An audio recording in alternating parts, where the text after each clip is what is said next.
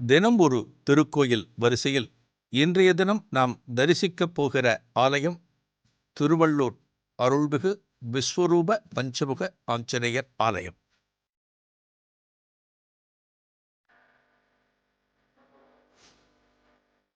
எத்தனையோ தெய்வங்கள் இருந்தாலும் அவர்களுள் ஆஞ்சநேயருக்கு ஒரு தனி இடம் உண்டு.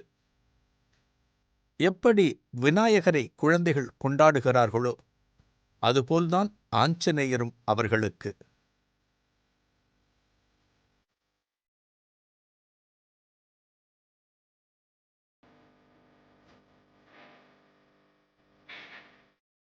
விநாயகரும் ஆஞ்சநேயரும் இல்லாத ஆலயங்களே கிடையாது. சைவ ஆலயங்களிலும் வைணவ ஆலயங்களிலும் இவருக்கு தனி இடம் உண்டு. தவிர தனியாக அமைக்கப்பட்டுள்ள பல ஆலயங்களிலும் ஆஞ்சநேயர் நமக்கு தரிசனம் தருவார்.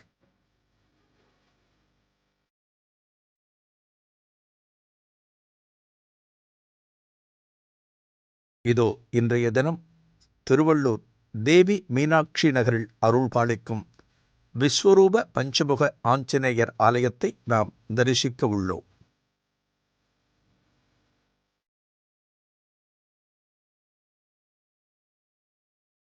இந்த பஞ்சமுக ஆஞ்சநேயரை பற்றி நாம் அறிந்து கொள்வதற்கு முன்னால் ஆஞ்சநேயரின் அவதார கதையை தெரிந்து கொள்வோமா?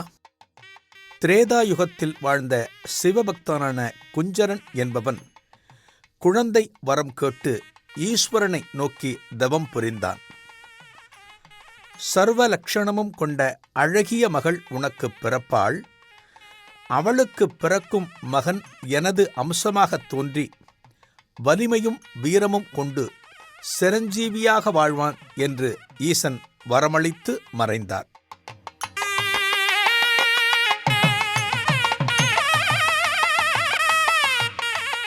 ஈசனின் அருளால் குஞ்சரனுக்கு பிறந்த மகள் அஞ்சனை என்ற திருநாமம் கொண்டு வளர்ந்து வந்தாள்.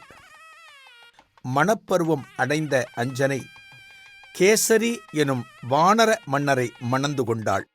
திருமணம் முடிந்ததும் அஞ்சனைக்கு புத்திரபாகியம் இல்லாமல் இருந்தது. இதனால் எந்த நேரமும் ஈசனை எண்ணி கண்ணீர் வடித்தாள்.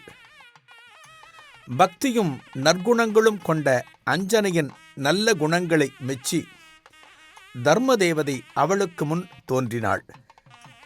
அஞ்சனையே, நீ மாலவன் வீற்றிருக்கும் திருவேங்கடமலைக்கு உன் கணவருடன் சென்று தங்குவாயாக.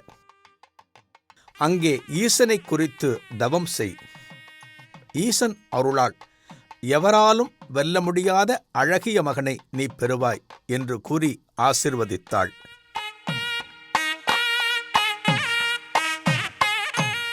தர்மதேவதை கூறியவாறு திருமலைக்குச் சென்று கடும் விரதம் இருந்தாள் அஞ்சனை. பஞ்சபூதங்களும் வியக்கும் வண்ணம் அவள் தவம் இருந்தது கண்டு வாயுதேவன் மகிழ்ந்தார். ஈசனின் ஆணைப்படி அஞ்சனையின் தவத்தை மெச்சி வாயுதேவன் ஓர் அற்புதக் கனியை பரிசளித்து ஆசிர்வதித்தார். அந்த கனியை உண்ட அஞ்சனை கருவுற்றாள். மார்கழி மாத மூல நட்சத்திர நன்னாளில் அனுமன் அவதரித்தார்.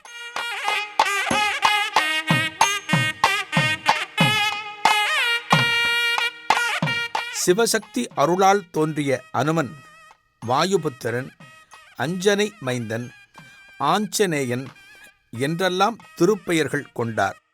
ஈசனின் அம்சமாகப் பிறந்த அனுமன் எல்லா கலைகளிலும் சிறந்து விளங்கி இராமாயண காவியத்தில் ஒரு சிறந்த படைத்தளபதியாக விளங்கினார்.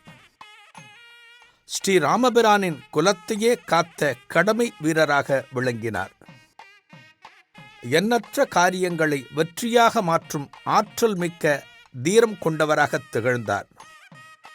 இதனால் சகல கடவுளர்களின் ஆசியோடும் வரத்தோடும் நித்திய சிரஞ்சீவி என்ற பட்டத்தையும் பெற்றார். எவர் ஒருவர் ஸ்ரீராமரையோ ஆஞ்சநேயரையோ மனமுருகி வேண்டினாலும் அவர்கள் காக்கும் பெரும் பொறுப்பை ஏற்றார்.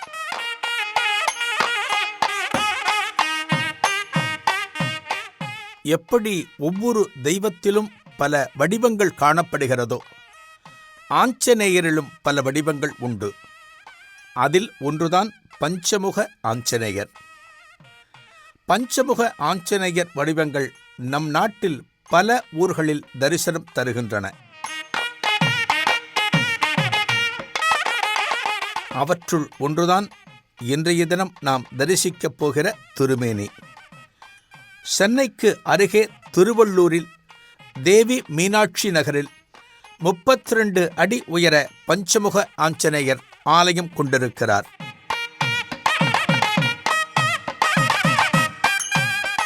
சென்னையிலிருந்து சுமார் 45 கிலோமீட்டர் தொலைவில் திருவள்ளூரில் பெரியகுப்பம் கிராமத்தில் தேவி மீனாட்சி நகரில் இந்த ஆலயமானது அமைந்திருக்கிறது. மிக பிரம்மாண்டமாக 32 அடி உயர விஸ்வரூப வடிவிலுள்ள பஞ்சமுக ஆஞ்சநேயர் விக்கிரகமானது ஒரே கல்லில் வடிக்கப்பட்டது. எங்கே தயாரானது தெரியுமா? கர்நாடக மாநிலத்திலுள்ள ஹாசன் என்ற இடத்தில் செதுக்கப்பட்டு அங்கிருந்து சாலை வழியாக திருவள்ளூருக்கு கொண்டு வரப்பட்டது. பச்சை நிற கிரானைட்டில் வடிக்கப்பட்ட அற்புதமான திருமேனி இது. 2004ஆம் வருடம் ஜூலை மாதம் 6ஆம் தேதி பிரதிஷ்டை செய்யப்பட்டது.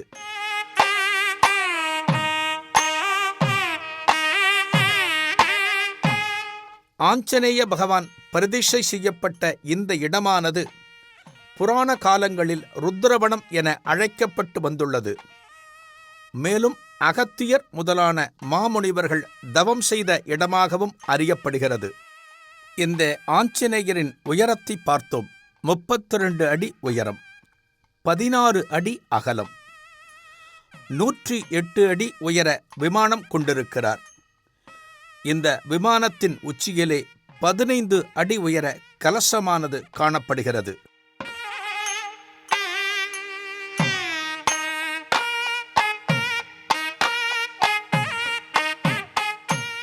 இன்றைய இளைஞர்களின் நம்பிக்கைக்கு உரிய உயர்ந்த புருஷனாக, லட்சிய வீரனாக, பணிவின் உதாரணமாக, சிறந்த தொண்டனாக இருப்பவர் ஸ்ரீமான் ஆஞ்சநேயமூர்த்தி. நித்திய பிரம்மச்சாரி என்று அழைக்கப்படும் இவரது வீரத்தையும் பணிவையும் நாம் ஒவ்வொருவரும் பார்த்து பெருமைப்பட வேண்டும். அதோடு அவற்றை பின்பற்ற வேண்டியதும் அவசியம். பத்தினி சீதாதேவியை மீட்பதற்காக தன் குரு பிரபு ஸ்ரீ ராமச்சந்திரமூர்த்திக்கு இவர் செய்த உதவிகள் ஒவ்வொன்றையும் புராணங்கள் வாயிலாக இன்றளவும் நாம் படித்து படித்து பிரமித்து வருகிறோம். ஸ்ரீ ராமபிரானின் மகிமையைச் சொல்லும் எண்ணற்ற காவியங்கள் உள்ளன. அதில் உலாவரும் கணக்கற்ற காவிய நாயகர்களை சம்பந்தப்படுத்தி ஏராளமான உருவகங்கள். எத்தனை காவியங்கள் இருந்தாலும், எவ்வளவு உருவகங்கள் வந்தாலும், இராமாயணத்தில் பலரது அபிமானத்தையும் பெற்றவர் ஒரே ஒரு ஹீரோ. அவர்தான் ஸ்ரீமான் ஆஞ்சநேயர்.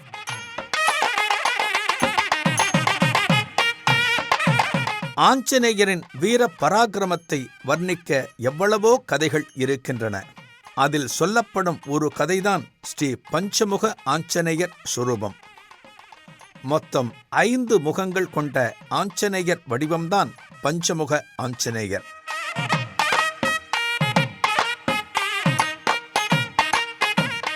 அந்த 5 முகங்களாவன குதிரை, அதாவது ஹயக்ரீவன், நரசிம்மம், கருடன், வானரம், வராகம்.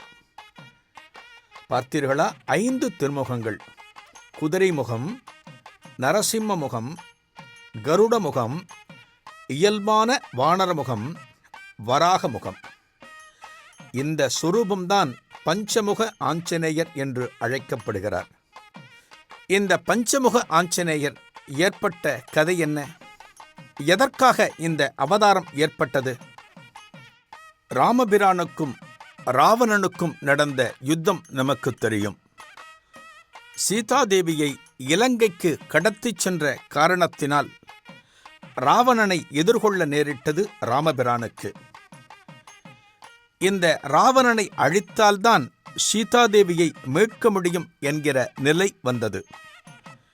இந்த சந்தர்ப்பத்திலேதான் இருவருக்கும் போரானது எழுந்தது. எப்படியாவது ராம லட்சுமணர்களை அழித்துவிட வேண்டும் என்று துடித்தான் ராவணன். இதற்காக அவன் எத்தனையோ பிரயோகங்களை மேற்கொண்டான். அப்படிப்பட்ட வேளையில் ராம லட்சுமணரை அழிப்பதற்காக ராவணன் நாடிய ஒருவன்தான் மயில் ராவணன். யார் இந்த மயில் ராவணன் தெரியுமா? பாதாள உலகின் அரசன், மாயக்கலைகளில் நிபுணத்துவம் பெற்றவன். இவன் மூலம் ராம லட்சுமணர்களை சுலபமாக அழித்துவிட முடியும் என்று திட்டமிட்டான் ராவணன். ராமனையும் லட்சுமணனையும் அழிப்பதற்காக ஒரு கொடிய யாகத்தை நடத்த திட்டமிட்டான் மயில் ராவணன். இந்த யாகமானது பூர்த்தி பெற்றுவிட்டால் ராம லட்சுமணர்களின் உயிருக்கு ஆபத்து ஏற்படும் என்பதை உணர்ந்தான் விபீஷணன். இந்த யாகத்தை எப்படியேனும் தடுத்து நிறுத்த வேண்டும் என்று ஆஞ்சநேயரிடம் தெரிவித்தான். ராமபிரானது ஆலோசனைப்படி இந்த யாகத்தை தடுத்து நிறுத்த அனுப்பப்பட்டவர்தான் ஆஞ்சநேயர். பொதுவாக எதிரியின் பலமறிந்து நாம் செயல்பட வேண்டும் என்று சொல்லப்படுவதுண்டு. எதிரி எத்தகையவர், எப்படிப்பட்ட சொரூபங்களை எடுப்பார், எப்படிப்பட்ட மாய வேலைகளைச் செய்வார் என்றெல்லாம் தெரிந்து கொள்வது அவசியம். இந்த மயில் ராவணனை சம்ஹாரம் செய்வதற்கு தன் ஒரு முகம் போதாது என்று தீர்மானித்தான் அனுமன்.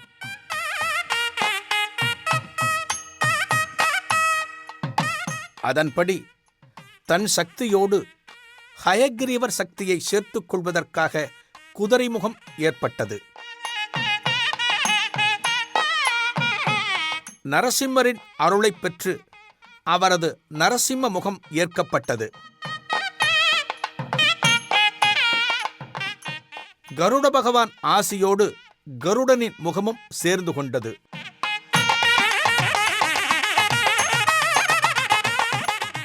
வராகப் பெருமாளும் தனது ஆசியை வழங்கி வராக முகத்தை அளித்தார். தாவி தாவிச் சென்று தாக்குவதற்கு வானரமுகம்,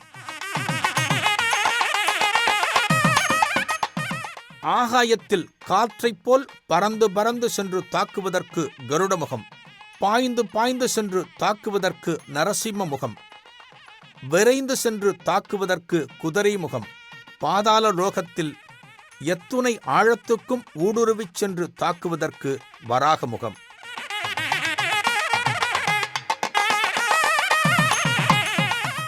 அசுரனான மயில் ராவணனை ஒழிக்க ஆஞ்சநேயர் எடுத்த அவதாரமான பஞ்சமுகங்களின் செயல்பாடுகள் இப்படித்தான் இருந்தன. கொடியவனான மயில் ராவணனை அவனது உலகமான பாதாள லோகத்திற்கே சென்று அவனுடன் போரிட்டு அவனை வென்றார், சம்ஹாரம் செய்தார்.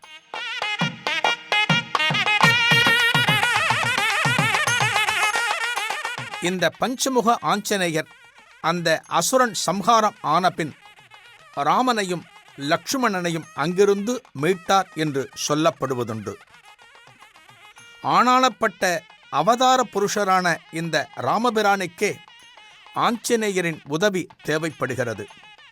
அப்படியென்றால் எந்த அளவுக்கு தெய்வங்களின் அருளைப் பெற்றவர் இந்த ஆஞ்சநேயர் என்பதை நம்மால் புரிந்து கொள்ள முடிகிறது.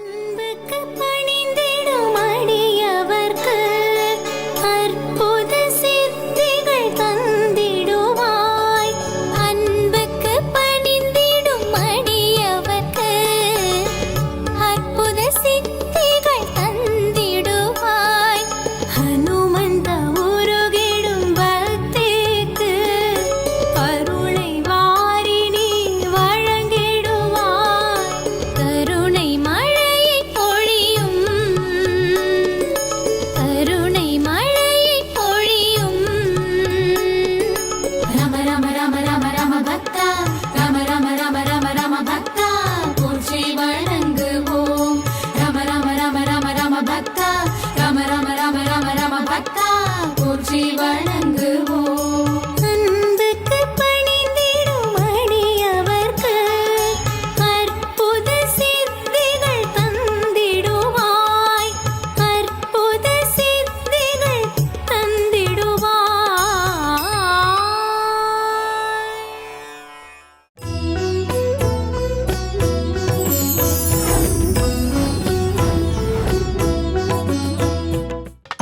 திருவள்ளூர் அருள்மிகு விஸ்வரூப பஞ்சமுக ஆஞ்சநேயர் ஆலயம்.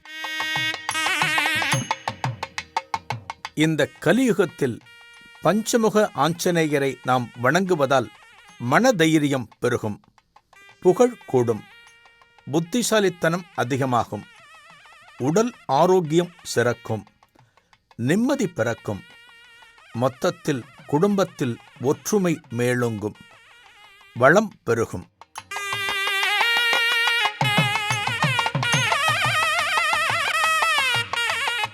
பஞ்சமுக ஆஞ்சநேயர் எடுத்த 5 வடிவங்களை தற்போது காணலாமா?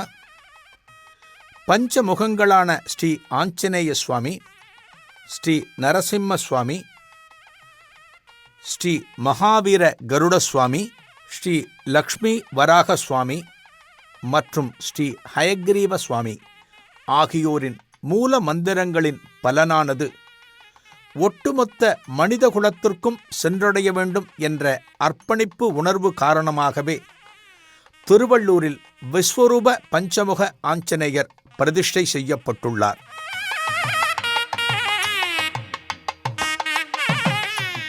பொதுவாக தெய்வங்கள் ஒவ்வொரு திசையை நோக்கி அருள்வதற்கும் ஒவ்வொரு காரணங்கள் உண்டு. நமது ஆன்மீகத்தில் திசையானது முக்கிய இடத்தை பெறுகிறது. அஷ்டதிக் பாலகர்கள் என்றெல்லாம் சொல்கிறோம். ஒவ்வொரு திசைக்கும் அதிபதி என்கிறோம். இங்கே பஞ்சமுக ஆஞ்சநேயர் திருவடிவத்தை பார்த்தால் கிழக்கு திசையை நோக்கியுள்ள ஸ்ரீ ஆஞ்சநேயர் சுவாமி முகமானது நமது பாவத்தின் கரைகளை போக்குவதுடன் மனதையும் தூய்மைப்படுத்துகிறது. தெற்கு திசையை நோக்கியுள்ள ஸ்ரீ நரசிம்மர் சுவாமி முகமானது நமக்குள் இருக்கும் எதிரிகள் பற்றிய பயத்தை போக்குவதுடன் நம்மை வெற்றி பெறவும் வைக்கிறது. மேற்கு திசையை நோக்கியுள்ள ஸ்ரீ மகாவீர கருடசுவாமி முகமானது தீய சக்திகள் மற்றும் காத்து கருப்பினால் ஏற்படும் தீய விளைவுகளை உடனடியாக போக்குவதுடன் கொடிய விஷக்கடியினால் நமது உடலில் சேரும் விஷத்தையும் முறிக்கிறது. வடக்கு திசையை நோக்கியுள்ள ஸ்ரீ லக்ஷ்மி வராக சுவாமி முகமானது நமக்கு கிரகங்களின் பெயர்ச்சியால் ஏற்படும் பிரச்சனைகளிலிருந்து விடுவிப்பதுடன் அனைத்து விதமான அஷ்ட ஐஸ்வர்யங்களையும் அளிக்கிறது. எஞ்சிய முகம் ஒன்று காணப்படுகிறதல்லவா? கிழக்கு பார்த்துவிட்டோம், தெற்கையும் தரிசித்தோம், மேற்கையும் பார்த்தோம், வடக்கையும் பார்த்தோம். எஞ்சிய இன்னொரு திருமுகம் மேல் நோக்கி காணப்படுகிறது. மேல் நோக்கியுள்ள ஸ்ரீ ஹயக்ரீவ சுவாமி முகமானது நமக்கு ஞானத்தையும் நாம் ஈடுபடும் அனைத்து காரியங்களில் வெற்றியையும் பெற்றுத்தருகிறது. அதோடு புத்திர பாக்கியத்தையும் அளிக்கிறது இந்த ஹயக்ரீவ சுவாமி திருமுகம்.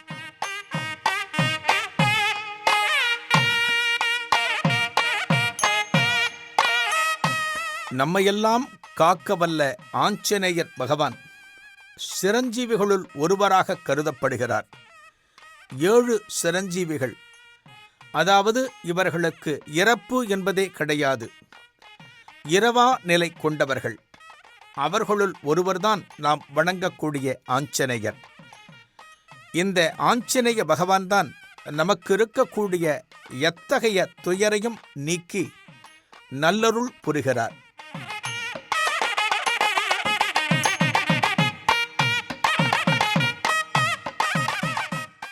இந்த திருத்தலத்தில் காணப்படும் ஆஞ்சநேயரை வழிபடுகிறவர்களுக்கு நரசிம்மரின் அருளால் எடுத்த காரியங்களில் வெற்றியும், லக்ஷ்மி கடாட்சமும், ஹயக்ரீவரின் அருளால் உண்மையான அறிவாற்றல், ஆன்மீக பலமும், வராகரின் அருளால் மனத்துணிவும், கருடனின் அருளால் அனைத்து விதமான நஞ்சின் ஆபத்து விலகும் தன்மையும், ஆஞ்சநேயரின் அருளால் மன அமைதியும் சகல சௌபாகியங்களும் கிடைக்கும் என்று சொல்லப்படுகிறது.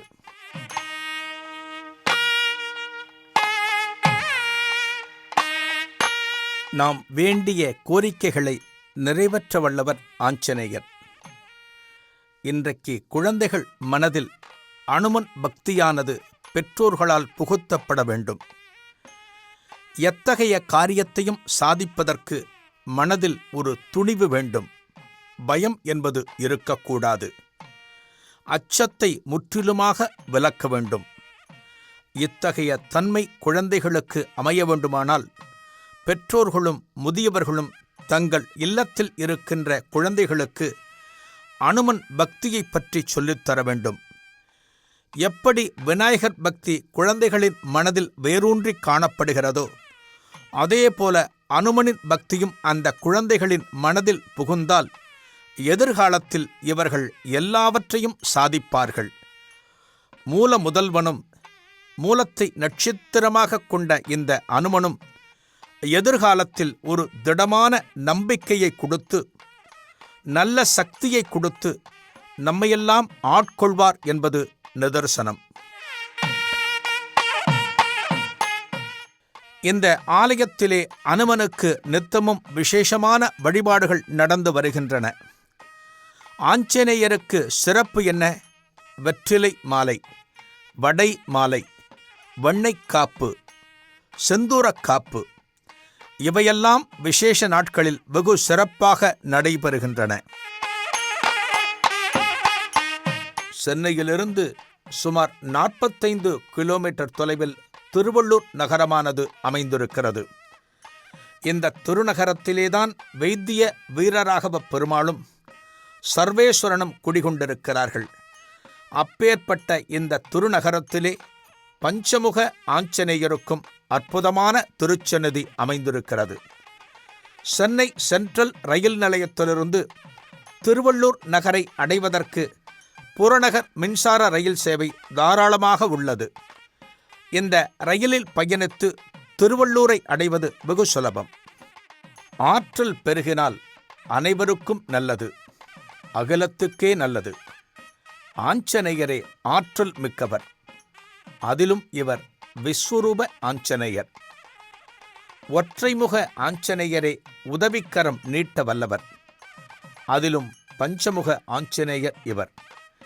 பக்தர்கள் வைக்கும் எந்தவொரு கோரிக்கையையும் வேண்டுகோளையும் அனாயாசமாக நிறைவேற்றித் தருவார்.